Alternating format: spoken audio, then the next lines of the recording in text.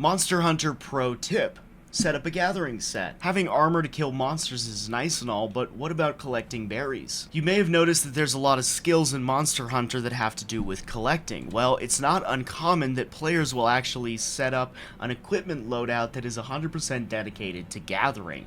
And that way you can go out into the world and go ahead and just gather. I like this. I like going on the little optional quests. I like finding endemic life. I like fishing. I like gathering stuff. So I like to have a set that's good for all of that stuff. First of all, we have the Balachi specs, which make it so that you can actually harvest Vespoid corpses, which may or may not be useful to you. A couple of skills that are really important are the Geologist skill, which allows you to get extra items while gathering stuff, which is pretty incredible. Botanist, which does the same thing, except for plants, of course. There is the Outdoorsman skill, which improves fishing, grilling, and transporting abilities, which again may or may not be useful depending on what you're doing. What's even more interesting is in Wilds you have what are called group skills, which basically give you an extra bonus if you have multiple items from the same group skill. And there are a few that are really helpful for gathering.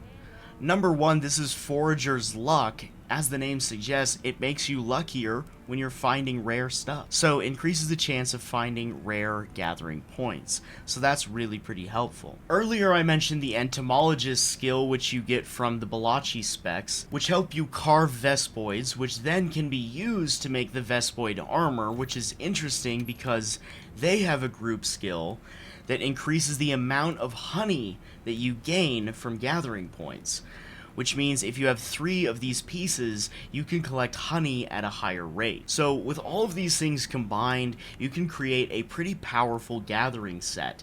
Now you're probably going to have to mix and match and figure out what you have the items for. Try to make sure you at least have Geologist and Botanist on there, and then some of this extra stuff is really great. Both of those group skills are really interesting and powerful, and there are dedicated gathering armor sets.